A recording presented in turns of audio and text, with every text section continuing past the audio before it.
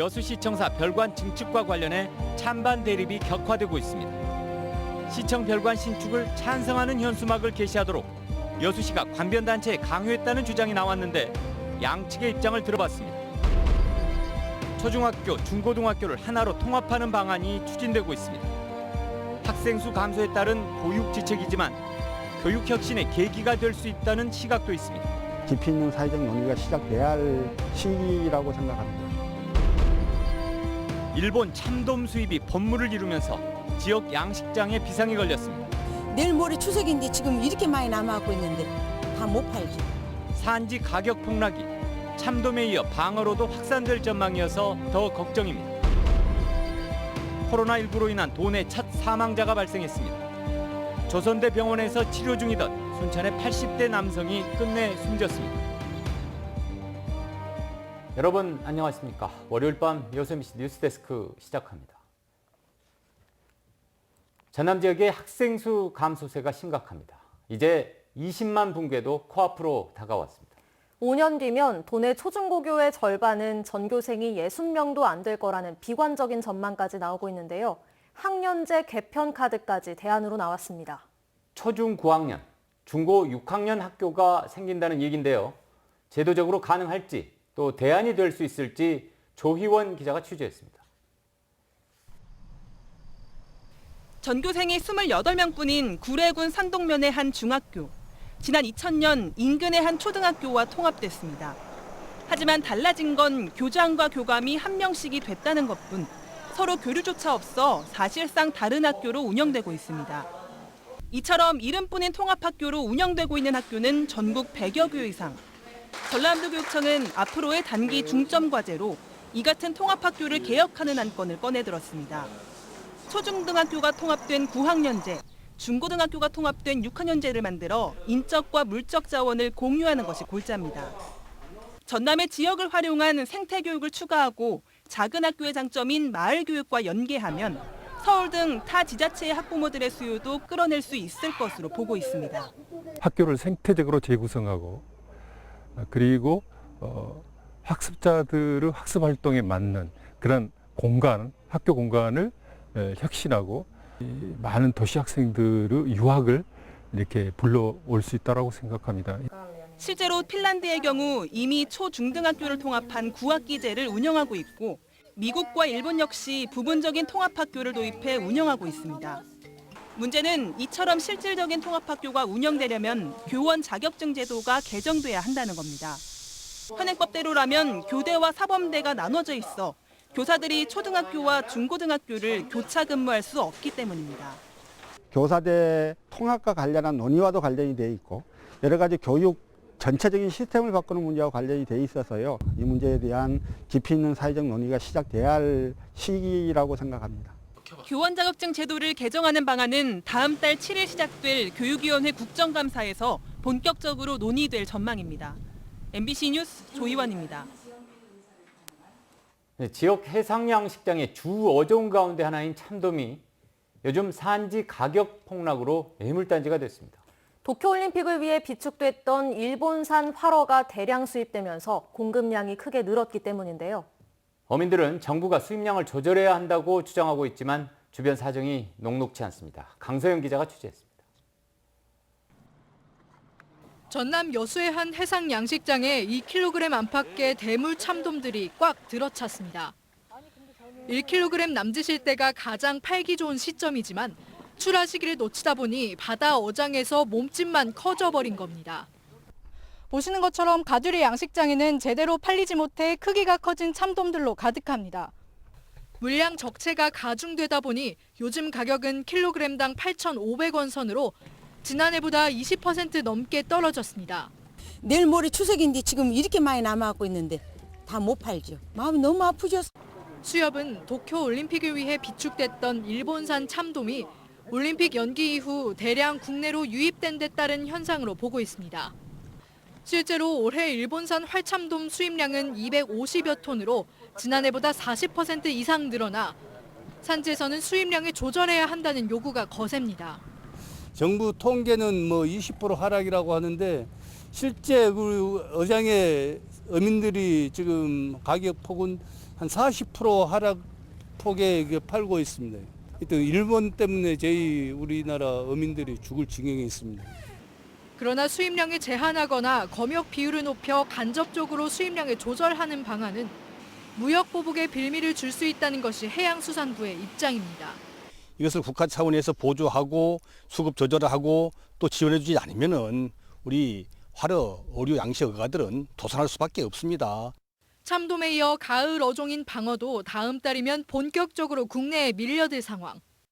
코로나19로 인한 소비 침체 속 극심한 이중고를 겪고 있는 해상 양식업계에 효과적인 유통 지원 대책이 시급합니다. MBC 뉴스 강서영입니다. 여수시청사 별관 증축 문제와 관련해 찬성과 반대 측의 갈등이 더욱 거세지고 있습니다. 구 여수시청사 되찾기 범시민 추진위원회는 오늘 성명서를 통해 여수시가 별관 증축과 관련한 허위 사실을 유포하고 관변단체와 보조금 수급단체의 별관 신축을 찬성하는 현수막을 게시하도록 강요하고 있다며 이는 시민들을 이간질하는 행위라고 비판했습니다. 추진위는 이어 권오봉 시장을 상대로 청사 별관 증축에 대한 TV 생방송 공개 토론을 제안하는 한편 시민 분열 책동을 중단하지 않을 경우 주민 소환 절차에 돌입하겠다고 밝혔습니다. 이에 대해 여수시는 별관 증축이 역점 시책인 만큼 여러 단체를 통해 홍보하거나 협조를 구하는 것은 당연하다며 현수막 게시를 강요하거나 시민 분열을 조장한다는 것은 사실과 다르다고 주장했습니다. 정부와 정치권 인사들이 추석 민심을 잡기 위해 수해 피해 지역을 잇따라 방문하고 있는데요. 주민들은 생색내기 방문보다 진정성 있는 공감과 실질적인 대책을 요구하고 있습니다. 우종훈 기자가 취재했습니다. 김종인 국민의힘 비상대책위원장이 소속 국회의원들과 함께 추석을 앞두고 구례를 찾았습니다. 지난달 수해 피해를 입은 직후 방문한 데 이어 두 번째입니다. 특히 주민들을 만난 자리에서 김 위원장은 피해 당사자가 공감할 수 있게 지원하겠다고 밝혔습니다. 특별교부금이나 일반 교부금이나 이런 측면에서 보다 적극적인 지원이 되도록 최선의 노력을 갖다가 경주를 하겠습니다. 추석을 앞두고 호남 민심을 잡기 위한 정부 정치권 인사들의 구례 방문이 이어지고 있습니다. 지난 주말 정세균 국무총리는 섬진강 유역 구례와 경남 하동을 찾았습니다. 정 총리는 섬진강 댐의 잘못된 방류로 수해 피해를 입었다는 주민을 만나 정부 차원의 진상규명을 약속했습니다. 공명정대하게 이렇게 조사하고 또 책임 여부를 규명하도록 그렇게. 정치권 주요 인사들의 잇따른 방문에도 주민들은 실질적인 대책이 마련된 게 없다며 불만입니다. 명백한 인재로 빚어진 수해인데도 이를 밝혀내기 위한 원인 조사는 이루어지지 않았고 한 달 이상 시장이 서지 않는 등 상인들의 피해가 막심한데도 보상 대책이 나오지 않고 있다는 겁니다. 천재인지 인재인지도 조사를 해보겠다 이런 말씀만 되풀이 하십니다. 그래서 저희들은 정말 기다리다 지금 지쳐서 어떻게 추석을 맞이할지. 수해를 입은 구례로 정부와 정치권의 방문이 이어지곤 있지만 만족할 만한 원인 조사나 피해 대책을 얻지 못한 주민들의 추석 민심은 차갑기만 합니다. MBC 뉴스 우종훈입니다. 도내에서 처음으로 순천에서 코로나19로 인한 사망자가 나왔습니다. 순천시는 지난달 28일 순천에서 확진 판정을 받고 조선대병원 중환자실에서 치료받던 80대 확진자가 지난 26일 숨져 지역 내 첫 사망자가 발생했다고 밝혔습니다. 80대 남성은 고혈압, 당뇨 등 기저질환을 앓고 있었으며 서울 지역 확진자와 접촉해 진단검사를 받은 사례로 알려졌습니다. 소형항공사 하이에어가 여수 김포 노선의 항공기 운항을 임시 중단했습니다. 하이에어 측은 여수 김포 노선의 수익성이 악화돼 해당 구간의 항공기 운항을 연말까지 중단하고 코로나19 상황과 여객 수요 등을 고려해 운항 재개 여부를 결정할 계획이라고 밝혔습니다. 하이에어는 지난 1월 말 여수공항에 취항해 많게는 하루 3차례 여수 김포 구간을 운항했지만 제주항공과 진에어 등의 저비용 항공사가 여수에 취항한 이후 수익성이 악화된 것으로 알려졌습니다. 전남 자치단체들의 고령 인구 비율이 고흥군이 가장 높고 광양시가 가장 낮은 것으로 나타났습니다. 호남지방통계청에 따르면 지난 2019년 말 기준 전남 지역별 65세 이상 고령 인구 비율은 고흥군이 40%로 가장 높았고 광양시가 12%로 가장 낮은 것으로 조사됐습니다. 또 전남 지역 65세 이상 고령자 비중은 지난 2000년 13%에서 지속적으로 증가해 올해 23%를 기록했고 20년 후인 2040년 42%에 이를 것으로 예상됐습니다. 전남에서 발생한 농산물 절도 사건의 범인 검거율이 50% 수준으로 나타났습니다. 경찰청이 민주당 박완조 의원에게 제출한 국정감사 자료에 따르면 지난해까지 최근 4년 동안 전남에서 발생한 농산물 절도 사건은 243건이었고 이 가운데 51%만 범인이 검거됐습니다. 박 의원은 농산어촌의 반범이 열악하다지만 다른 범죄에 비해 검거율이 유독 낮다고 지적했습니다.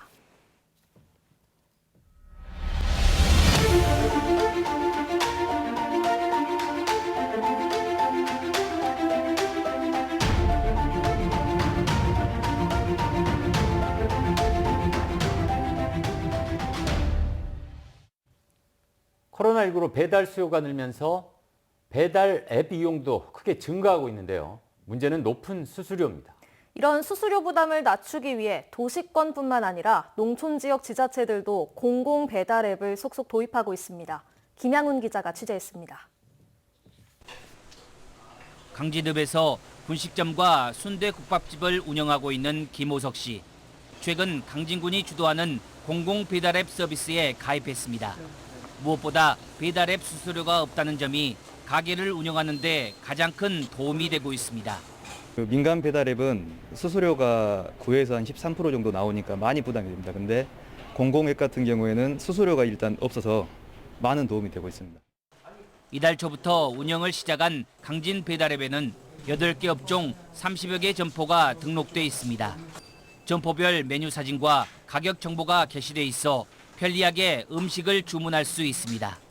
가맹점은 수수료 비용을 절감할 수 있고 소비자는 가격 인상 부담 없이 음식을 즐길 수 있습니다.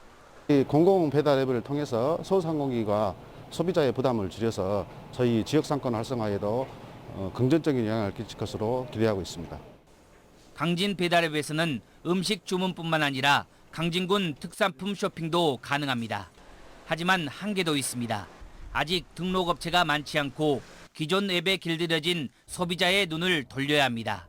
강진군은 차별화 전략 마련과 함께 홍보 강화를 통해 연말까지 가맹업체를 100개까지 늘려나갈 계획입니다.